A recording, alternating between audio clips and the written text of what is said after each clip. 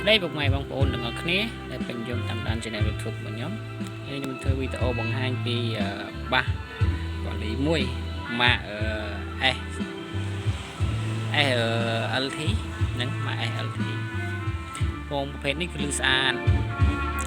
គួរសមអានេះគឺខ្ញុំជួសជុលរួចរាល់អស់ហើយឬអីធម្មតាអស់ហើយគាត់ថាខ្ញុំមកថតចង្អុលបង្ហាញពីអាការៈដែលវាខូចត្រង់ណាអញ្ចឹងទៅបាននេះខូចតាន់តិចទេយើងអាចតាមដានសមាភ្លើងវាមកផ្លេតយើងរកឃើញកំហុសវាធំសេរីហ្នឹងយើងលឺស្អាតគួរសមដែរផងសេរីនឹងបាន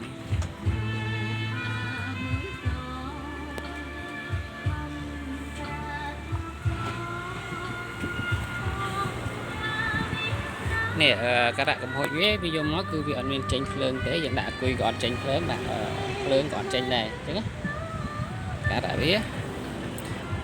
បណ្ដាលមកពីខូចនេះដាច់រេស្តង់នៅមួយក្រប47អូមរេស្តង់ហ្នឹងឈប់ខ្ញុំយកស្អីជិះបង្ហាញតិចនេះរេស្តង់វា47អូមរេស្តង់ចម្លងភ្លើងមកឲ្យ IC ជើង5នេះធ្វើការនេះវាត្រូវមានភ្លើង20 វ៉ុលជាងទៅ40 វ៉ុលអាភ្លើងចូលមក IC ជើង5នេះម្លែងចេញមកឲ្យ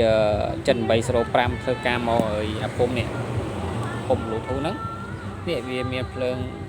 ចូលមកអានេះវាចូល40 វ៉ុលហើយភ្លើងវា40 វ៉ុលនេះរេស្តង់នេះវាដាច់រេស្តង់នេះដាច់រេស្តង់ភ្លើងចូលជើង5នេះពិសេសជើង5អានេះវាបំលែងភ្លើងចេញ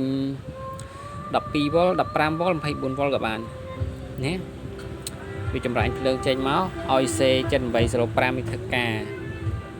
នេះចេញ805នេះធ្វើការយើងតាមមើលតាមដានសមាវាមកយើងឃើញហើយតើសមាវាតណាចេញតណាវាចូលចិន805វាចេញពីចិន805ចេញ5 វ៉ុលមកពុំ Bluetooth នេះពុំ Bluetooth ហ្នឹងហើយវាមាន12 វ៉ុលមកប្រេមុខទៀត12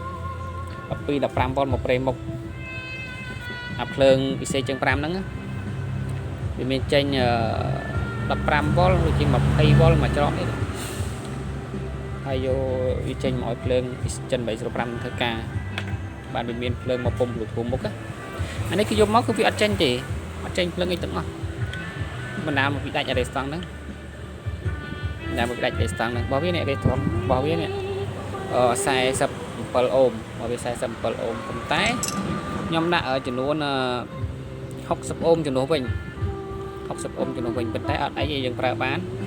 អត់មានក្តៅអត់មានអីទេជាល្អអានេះមកវាប្រើយកទៅវាក្តៅវិញវាខ្លោច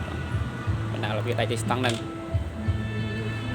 នឹងអាការៈវាមានតែប៉ុណ្្នឹងឯងសម្រាប់ជាងមេដែលជួបបើកអត់ចេញភ្លើងខូច IC សលេងខូចអីយើងអាចមើលតាមនឹងបានព្រោះវីដេអូខ្ញុំមានច្រើននៅតាម Channel របស់ខ្ញុំអញ្ចឹងណាวันนี้យើងអាចជួសជុលវាយើងអាចមើលតាមដានវាសម័យវាតណាតណៃខ្លះបាសវ៉ាលីនេះស្រួលធ្វើដែរបានឲ្យតែយើងមានគ្រោងបន្លាស់គ្រប់គ្រាន់គឺស្រួលធ្វើដែរ